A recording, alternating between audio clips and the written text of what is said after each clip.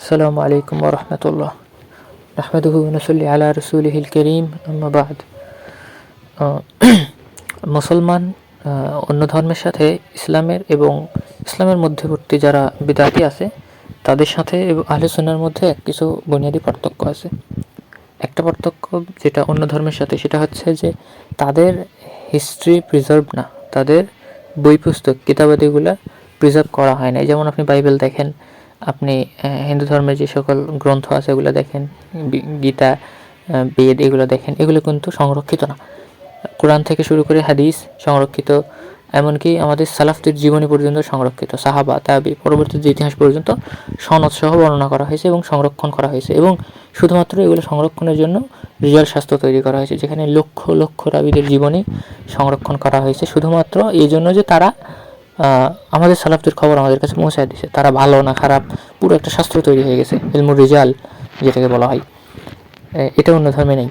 এটা অন্য ধর্মের সাথে আমাদের মূল পার্থক্য। এমনকি সহিহ মুসলিমে একটা হাদিস আছে, রাসূল সাল্লাল্লাহু আলাইহি ওয়াসাল্লাম হচ্ছে মুরগির ঠ্যাং খাইতেছিলেন, ঠিক আছে, রান খাইতেছিলেন। তো ওই এক হাদিসটা পুরো খ্রিস্টান ধর্মের থেকে শক্তিশালী, পুরো হিন্দু ধর্মের থেকে শক্তিশালী ওই এক লাইনের হাদিসটা, যে রাসূল সাল্লাল্লাহু আলাইহি ওয়াসাল্লাম মুরগি খাইতেছেন। তো এই হচ্ছে একটা বিষয়। ২ নম্বর বিষয় হচ্ছে বিদআতীদের সাথে আমাদের ইখতিলাফটা হচ্ছে দুই জায়গাতে। যেমন ওদের সাথে আমাদের ইখতিলাফ দুই জায়গাতে, সনদ আর কিতাব প্রিজার্ভেশন। আর বিদআতীদের সাথে আমাদের ইখতিলাফ দুই জায়গাতে, এটাও একটা হচ্ছে সনদ, একটা হচ্ছে সালাফ। বিদআতীদের মধ্যে একটা জিনিস দেখা যায় যে তারা সনদ ছাড়া সব কিছু রিওয়ায়াত করে, প্রচুর সনদ ছাড়া জিনিস গ্রহণ করে। আপনি সুফিদের কিতাবে দিতে পাবেন এগুলো, সনদ টনদ কিচ্ছু নেই।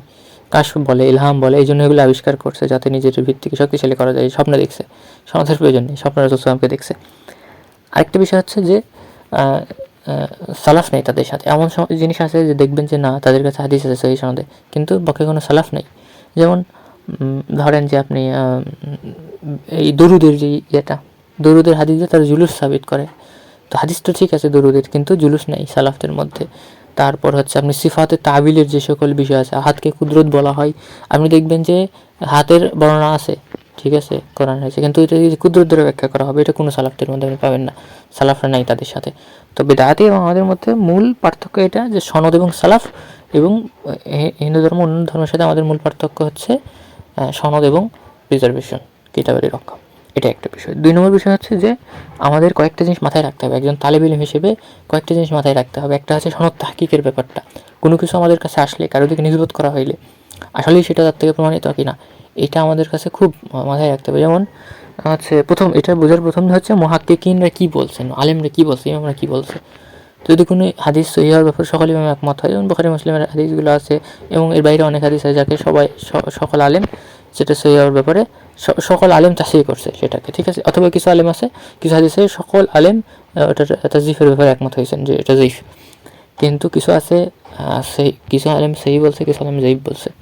তো তালেব ইলম হিসেবে, আমি আওয়ামের কথা বলতেছেন, আওয়াম বাদ এখান থেকে, তালেব ইলম হিসেবে আমাদের কাজ হচ্ছে তাদের যেই দাবিগুলো তারা করছে যথাসাধ্য নিজের ইলমের হচ্ছে প্রশস্ততার উপর ভিত্তি করে সেটা গবেষণা করা। যেমন তিরমিজিতে একটা হাদিস আছে ইয়াজুজ মাজুজের ব্যাপারে, যে তারা কিয়ামতের আগে হচ্ছে আছে না, দেয়াল চাটতে চাটতে ফুটা হয় বলে, আমরা ইনশাল্লাহ বলে, তো মশহুর একটা হাদিস। তো শেখ আলবানি এটাকে সহিহ বলছে, শেখ সোহাইব আহমদ যঈফ বলছে। তো এই ধরনের হাদিসে গেলে সমস্যা হয়। শেখ আলবানির এটার যঈফ বলার কারণ হচ্ছে, যেমন ধরেন যে হচ্ছে কাতাদা যে সাহাবা থেকে রিওয়ায়াত করছে, সম্ভবত আবু রাফে নাম, ওনার সাথে ওনার রিওয়ায়াত, ওনার সাথে ওনার এটা প্রমাণিত না, সামাটা প্রমাণিত না, বা দেখা হওয়াটা প্রমাণিত না। অনেক ইমাম এটা বলছে, ইমাম আহমদ বিন হাম্বল বলছে, আবু যুরআ রাজি বলছে, দারাকুতনি বলছে, অনেকে বলছে। আর আরেকটা অভিযোগ হচ্ছে কাতাদার তাদলিস আছে, সামার তাসরিহ নেই ওখানে, এবং কাতাদা তৃতীয় তবকার রাবি। তৃতীয় তবকা বলতে যাদের হাদিস যঈফ হয়ে, যারা যঈফ রাবিদের থেকে তাদলিস করে। আচ্ছা, দ্বিতীয় তবকাতে ইবনে হাজার আসকালানি কিছু ইমামদের নাম আনছে, তবকাতুল মুদাল্লিসিনে, যেখানে উনি বলছেন এনারা যঈফ রাবিদের থেকে তাদলিস করে না, কিন্তু আসলে ওইরকম না। আপনি দেখবেন ছাত্র সাখাবি বলছে যে যারা হচ্ছে শুধু সিগা রাবিদের মধ্যে থেকে রিওয়ায়াত করে, তারা হচ্ছে শুধুমাত্র হচ্ছে সুফিয়ান ইবনে উয়াইনা, ইনি ছাড়া আর কোনো ইমাম হচ্ছে সিগা রাবিদের থেকে তাদলিস, যঈফ রাবিদের থেকে তাদলিস করা থেকে মুক্ত না। এমনকি সুফিয়ান সাউরির ব্যাপারে বলা হয়, ইমাম দ্বিতীয় তবকাতে নিয়ে আসছে, উনিও যঈফ রাবিদের থেকে রিওয়ায়াত করছেন, তাদলিস করছেন। আচ্ছা, এটা আলাদা বিষয়। তো তো এই অভিযোগগুলো করা হয়েছে। আরেকটা অভিযোগ করা হয়েছে মতনে, যেটা মুনকার, কোরআনের আয়াত এবং এক বুখারীর হাদিস সহিহ হাদিসের বিপরীত। এটা যদি বাদ দেওয়া হয় কোনোভাবে, মতনের আলোচনাটা, সনদে দুইটা অভিযোগ আছে, দুইটা অভিযোগে শেখ আলবানী করছেন, অভিযোগের জবাব দিয়েছেন এবং খুব কঠোর ভাষায় জবাব দিয়েছেন শেখ শোয়েব আরনাউতের, যিনি এটার অভিযোগগুলো করছেন যে হচ্ছে সামাত তাফসীর প্রমাণিত, হ্যাঁ, ইবনে মাজাতে আছে, মুসনাদ আহমদেও আছে, এবং হচ্ছে আরেকটা যেটা আবু রাফি থেকে ওনার সাথে দেখা হওয়াটাও প্রমাণিত, সেটা বুখারীতে একটা হাদিস আছে, সনদ আছে, যেই সনদে কাতাদা বলছে যে নিজে বলছে যে আমি ওনার সাথে দেখা করছি। তো এটা হচ্ছে অ্যাভারেজ, এইটুকু পর্যন্ত অনেকে যেতে পারে, এইটুকু পর্যন্ত যায়। কিন্তু আরও যিনি তাহকিক করবে, আরও বড় মুহাক্কিক যিনি, উনি আরও হচ্ছে এক কেটে উপরে যাবেন। সেটা ভাবে যে আসলে সামাটা প্রমাণিত কিনা। ইবনে মাজাতে হাদিস আছে, ইবনে মাজাতে উনি হাদাসানা দিয়ে রিওয়ায়াত করছে, কিন্তু হাদাসানা দিয়ে রিওয়ায়াত করার এখানে একটা সমস্যা আছে। সমস্যা হচ্ছে যে ইবনে মাজার যেই নুসখাগুলো, ওই নুসখাগুলোতে হাদাসানা নাই, হাদাসা আছে। এবং শেখ আব্দুর রহমান মুআল্লিমি ওনার কিতাবে লিখছেন যে এটা সামা প্রমাণিত না, কারণ এই নুসখাগুলোতে হাদাসানা নাই, হাদাসা আছে, এটা ছাপার ভুল। 4টা নুসখা উনি দেখে বলছেন মক্কার লাইব্রেরিতে, যে 4টাতেই নাই। এবং কি একই হাদিস ইবনে মাজাহ থেকে ইমাম ইবনে কাসির রিওয়ায়াত করছে, উনিও হাদাসা আনছে, হাদাসানা আনে নাই। এবং হাদাসা হচ্ছে তাদলিসেরই অন্তর্ভুক্ত, তাদলিসের শব্দগুলো আছে, যেগুলো কিছু শব্দ আছে ওটার অন্তর্ভুক্ত। তো ছাপাইতে গিয়া সম্ভবত ওটা এখানে হচ্ছে হাদাসানা করে দিছে, বাড়ায় দিছে। এবং মুসনাদ আহমদেও এরকম কিছু ইশকাল আছে, কিছু আছে, সমস্যা আছে, বিস্তারিত বলতে গেলে সময় লাগবে। তো সামা প্রমাণিত না, এটা হচ্ছে বিষয়। নুসখাগুলোতে নেই, ছাপার ক্ষেত্রে এখনও আপনি ছাপের মধ্যে ইবনে মাজাহ দেখবেন ওখানে হাদিসানা আছে, কিন্তু আসলে ওটা হাদিসানা প্রমাণিত না, সামাটা প্রমাণিত না, তাদলিস থেকে মুক্ত না। এটা একটা। 2 নম্বর হচ্ছে আবু রাফি থেকেও ওনার দেখাটা প্রমাণিত না। বুখারীর যে সনদটা আছে, সনদে হচ্ছে আপনার হচ্ছে ইস্তেরাব আছে। ইমাম আহমদ বিন হাম্বল বলছে ওই সনদে ইস্তেরাব আছে। আচ্ছা, সনদে ইস্তেরাব আছে, কিন্তু বুখারীর মতনটা প্রমাণিত, একই মতন, যে মতনের হাদিসটা ওটা প্রমাণিত অন্য সনদ থেকে, যাই হোক, কিন্তু সনদে ইস্তেরাব আছে। ইস্তেরাব 2 জায়গাতে হয়, মতনে হয়, সনদে হয়, তো ওটা সনদে ইস্তেরাব আছে।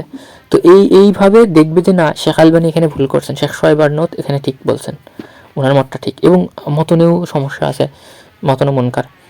তো এইভাবে সব কিছু যাচাই করতে হবে, গভীরে গিয়ে যাচাই করতে হবে, করে দেখতে হবে যে আসলেই আসলে কোন মত কোনটা সঠিক। কারণ কারো দিকে কোনো কিছু নিষ্পত্তি করতে গেলে খুব সতর্ক থাকতে হবে। আরেকটা জিনিস, আমরা যারা হচ্ছে উসুলে হাদিস এবং উসুলে ফিকহের যে সকল বিষয়, উসুলি বিষয় যেগুলো পড়াশোনা করি, এখানে সবথেকে বড় একটা সমস্যা হচ্ছে যে এনসাইক্লোপিডিয়া যেগুলো আছে পরবর্তী যুগের মুতাআখিরিনদের যে সকল কিতাবাদি, ওগুলাতে বিভিন্ন ইমামদের দিকে বিভিন্ন জিনিস নিসবত করা হয়। যেমন ইমাম শাফির একটা কল আছে যে কোনো একটা রাবি থেকে উনি ওনার দিনের ক্ষেত্রে, উনি ওনার হচ্ছে আদালতের ক্ষেত্রে সিকা, উনি আদিল, কিন্তু হচ্ছে ওনার দিনের ক্ষেত্রে মুত্তাহিম, অর্থাৎ মুফতাদি, বেদাতি। তো এই জিনিসটা, এবং ইমাম শাফি ওনাদের থেকে রেওয়ায়াত করতেন, অর্থাৎ বেদাতির থেকে রেওয়ায়াত নেওয়া যায় যদি না বেদাতির থেকে দায়ী হয়।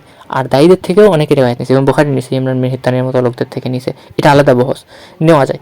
তো এই যে কলটা অনেক ইমাম থেকে এটা পাওয়া যায়, ইমাম আবু হানিফা থেকে পাওয়া যায়, অন্যান্য ইমাম থেকে পাওয়া যায়, যেটা হচ্ছে সাখাফি ফাতহুল মুগীসে লিখছে, 2য় খণ্ডে আমি কিছুক্ষণ আগে পড়তেছিলাম। তো এই একটা বিষয় আছে। এবং হচ্ছে তাদরিবুর রাবিতেও ইমাম সুয়ুতি ওনার হচ্ছে থেকে, ইমাম ইরাকি থেকে রিওয়ায়াত করছে যে অনেক, এমনকি জাহমিয়াদের থেকে বুখারী মুসলিমে হাদিস আছে, একজন জাহমিয়া থেকে হাদিস আছে, কাদেরিয়া থেকে আছে, খারিজি আছে, রাফিজি থেকে হাদিস আছে। তো তাদের নেওয়া যাবে, অর্থাৎ দায়ী না হইলে, এটা একটা এক দলের মত। তো এই যে ইনাদের দিকে নিসবত করা হইতেছে যে এই ইমাম এটা বলছে, এই ইমামের মত এটা, আসলেই সেটা তাদের থেকে প্রমাণিত কিনা এটা দেখতে হবে। এটা দেখা খুবই কঠিন কাজ, খুবই কঠিন কাজ, খুঁজে বের করা, কিতাবাদি থেকে বের করা খুবই কঠিন কাজ। এই যুগে একটু সহজ হয়েছে, আগে আরও কঠিন ছিল। আরেকটা বিষয় হচ্ছে যে কারো উপর কোনো কিছুর অভিযোগ করা যদি হয়, ধরেন যে ইমাম আবু হানিফার অনেক অভিযোগ আছে, ঠিক আছে, ইরজার অভিযোগ আছে, হচ্ছে জাহমিয়া হওয়ার অভিযোগ আছে, তো এগুলো তো কোনো কিছু প্রমাণিত না, ঠিক আছে। যেমন ওনার ছাত্র মুহাম্মদ ইবনে হাসান শাইবানি, ওনার ব্যাপারে বলা হয় যে উনি জাহমিয়া, কিছু রিওয়ায়াত আছে, এবং রিওয়ায়াতবাদ যেগুলো দেখবেন সনদসাহী, অনেক রিওয়ায়াতের সনদসাহী, কিন্তু আপনি অন্যান্য কারাইনগুলো যদি সামনে রাখেন যে আসলেই উনি এই অভিযুক্ত কিনা, তখন দেখবেন যে কিছু সমস্যা আসবে সামনে। যেমন ইমাম শাফির সাথে ওনার খুব ভালো সম্পর্ক ছিল, ইমাম শাফি ওনার খুব প্রশংসা করতেন, সবসময় মুনাজারা করছে, এবং ইমাম শাফি কিন্তু জাহমিয়াদের খুবই অপছন্দ করতেন, তাদেরকে সরাসরি তাকফির করতো। ইমাম শাফির সাথে কিছু জাহমিয়ার মুনাজারাও হয়েছে, এবং হচ্ছে তিনি তাদেরকে সরাসরি তাকফিরও করছেন, কিন্তু মুহাম্মদ ইবনে হাসান শাইবানিকে উনি খুব সম্মান করতেন, সবসময় ওনার সাথে থাকতেন, এবং ওনার কোনো প্রয়োজন হলে ওনার কাছে যেতেন। তো এই যে উনি যে জাহমিয়া হতো, ওনার সাথে কিন্তু আচরণ করা হতো না, ইমাম শাফি করতেন না, কারণ জাহমিয়াদের সাথে ওনার আচরণটা আমরা জানি। এই আবু হানিফা সম্পর্কে এরকম আছে, শেখুল ইসলাম ইয়াজিদ বিন হারুন ওনার খুব প্রশংসা করছে, বলছে আমি তার মতো জ্ঞানী মানুষ পৃথিবীতে আর দেখিনি। তারিখে বাগদাদে সহি সনদে আছে, যেটার সনদে হাত দেওয়ার মতো আমি সাহস কাউকে করতে দেখিনি। শুধু এক অভিযোগ করে যে রাবি হানাফি, তো রাবি হানাফি হওয়াটা অভিযোগ মানে সনদে দুর্বলতা না, যাই হোক। তো এই যে ইনারা যে প্রশংসা করছে, কিন্তু আপনি দেখবেন যে ইয়াজিদ বিন হারুন কিন্তু জাহমিয়াদের খুব সমালোচনা করছে, কাফের বলছে এবং তাদেরকে খুব কঠোরভাবে তাদের করছে, সমালোচনা করছে। তো এই কারণ আইনগুলো দেখতে হয়, সব কিছু দেখে কোনো একটা ইমামের দিকে বা কারো ব্যাপারে কোনো কিছু অভিযোগ করা হয়। যেমন আগে আবু জুবাইর নামে একজন রাবি আছে, ওনার সবাই বলতো যে উনি হচ্ছে মুদাল্লিস রাবি, প্রচুর অনেক, কিন্তু সমসাময়িক সময়ে তাহকিক হচ্ছে যে উনি মুদাল্লিস না, তাদলিসের ওনার যে অভিযোগটা ওটা ঠিক না। তো এই যে এই জিনিসগুলো তাহকিক করতে হয়। তো আপনি যখন কোনো কারো লেখা দেখবেন, লেখা পড়বেন যে এটা তার মত, সেটা তার মত, অমুক কিতাবে লেখা আছে, তমুক কিতাবে লেখা আছে, তো এইটা কোনো কিছু সাবিত হওয়ার জন্য যথেষ্ট না। যেমন এক বৈঠকে 3 তালাক দিলে 1 তালাক হয়, এটা আপনি দেখবেন যে অনেক অনেক তাউসের দিকে নিসবত করে, ফতোয়া তাউসের, ইবনে আব্বাসের, মুজাহিদের অনেকের ব্যাপারে হয়তো এরকম বলা আছে।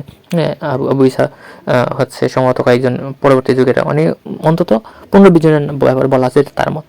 কিন্তু আপনি যখন তাহকিক করবেন দেখবেন যে কোনো একজন থেকেও এটা প্রমাণিত না, এই ফতোয়াটা 300 হিজরির কোনো একজন থেকেও না। সব সনদে কোনো কোনো সমস্যা আছে, ঝামেলা আছে, কারো সনদ মুত্তাসিল না, কারো সনদে হচ্ছে জয়ীফ রাবি আছে, আর অধিকাংশ তো সনদই নেই, 2-3 জন সনদে পাওয়া যায়, তহবির কিতাবে আছে, সর মানিল আসারে আছে, দেখবেন যে ওটা মুত্তাসিল না, এরকম কিছু আছে। তো এই যে তখন বুঝতে হবে যে না, ইখতিলাফের বর্ণনা আসলে ওইটা আসলে মুজমা আলাই মাসালা, যে 3 তালাক 1 তালাক দিলে হয়ে যায়, এক বছর 3 তালাক দিলে তার 3 তালাক হয়ে যায়, এবং এটা জমহুর না, এটা ইজমাই মাসালা। শেখ জুবাইর জাইয়ুনের কিতাবে দেখবেন লিখছে, যেটা হচ্ছে সাহাবাদের ইজমা আছে এই মাসালার উপরে। তো এই জিনিসগুলো দেখতে হবে যখন আপনি কারো লেখা পড়বেন। আমার এই লম্বা এই 10 মিনিটের বকবকের সামারি এটাই যে আপনি যখন কারো লেখা দেখবেন, যখন কারো দিকে কোনো কিছু নিসবত করা হবে, কোনো হুকুম, কোনো হচ্ছে বিষয়গুলা, তখন দেখতে হবে যে এটা তার থেকে আসলে প্রমাণিত নাকি না, এবং এটা দেখার জন্য অনেক অনেক মেহনত করতে হয়। এমন না যে আমি দেখলাম যে অমুক এটা বলছে, অমুক কিতাবে আছে, হয়ে গেল, না, হয় নাই। দেখতে হবে, সনদ দেখতে হবে। এটা আমাদের এবং কাফেরদের এবং বিদআতীদের মধ্যে এটাই পার্থক্য। আপনি যদি এই পার্থক্যটা শেষ করে ফেলেন, আপনি সুন্নাত থেকে দূরে সরে যাবেন। সুন্নাত থেকে দূরে পদ্ধতি এটাই, সবথেকে সঠিক পদ্ধতি এটাই যে আপনাকে সনদ যাচাই করতে হবে, সালাফদের আঁকড়ে ধরে থাকতে হবে।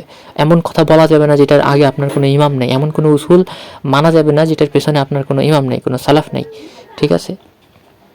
আর আহলে ফনের দিকে সবসময় রুজু করতে হবে যে কোনো বিষয়ের উপরে, ওই শাস্ত্রের পারদর্শী। আর আপনি পৃথিবীর আকার কি এটা দেখবেন, আপনাকে ভূগোলবিদদের কাছে যেতে হবে। আপনি হচ্ছে কোনো রাবির হুকুম দেখবেন, এটা আপনার মুহাদ্দিসিনদের কাছে যেতে হবে, রিজালের ইমামদের কাছে যেতে হবে। কোন হাদিসের ফাহাম বুঝবেন, এটা আপনার ফুকাহাদের কাছে যেতে হবে, আবু হানিফার কাছে যেতে হবে, মালিক শাফির কাছে যেতে হবে। এই হচ্ছে বিষয়।